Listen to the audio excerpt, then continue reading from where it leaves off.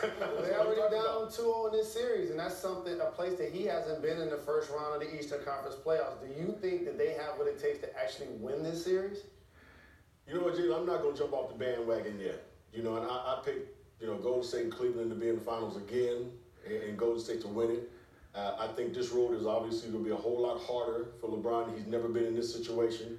And then he's going against an organization that's 37-0 when they're up 2-0 in a series. And that's a former Laker wouldn't know that. That's the Boston Celtics. So, I mean, it's an uphill battle, for the Cleveland Cavaliers and LeBron James. But I'm not going to, jump off that bandwagon and change my decision right now. I got a lot of faith in LeBron James and what he's been able to accomplish in this league and what he can do.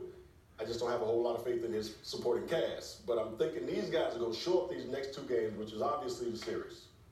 All right, so Brian Windhorst wrote an article, as Wendy tends to do after that Cavs Game 2 loss. He cited organizational fatigue as one of the enemies facing the team this postseason. He points out that having LeBron on your team often leads to, quote, win now, pay later decisions. Adding, the players get sick of one another. They get sick of the coach gets sick of the players. As a group, they lose sight of the process of the season because it becomes monotonous. There are highs. With James' teams, there are always highs, but the baggage everyone is carrying makes the flight that much harder to maintain. Your thoughts, Byron? Well, Brian has a lot of good things to say in that article. Being on the team that I was on in Los Angeles in the 80s, where we went to the finals, I don't know how many times out of those 10 years.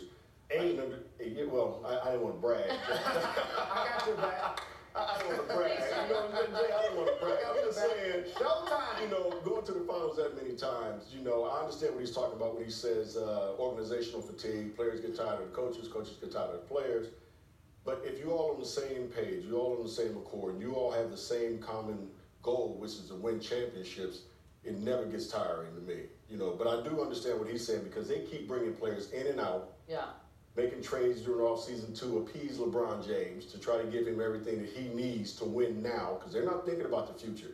And when you're in your 30s like LeBron, you're not thinking about the future. You're thinking about right now, trying to win championships, and I think that's where he is. So I understand the article, and I understand what he's saying, and there's a lot of truth to it. When you look at this organization and you look at what they've been through in the last 4 or 5 years with LeBron being back, they're trying to win now, but they're also trying to stack up for the future because they know he's not going to be here much longer. They're not the only team this has happened to. Also, your Laker teams and the Celtics teams you went up against in the 80s stayed together a really long time, and it worked. Yeah. Then you go to Chicago, where that thing was combustible all through the Jordan era, to the point that it broke up after a three-peat, and then it broke up after the second three-peat. Shaq and Kobe went through this sort of thing. Why is it? What changed? What changed in the NBA that all of a sudden it becomes so difficult to keep a group together like this?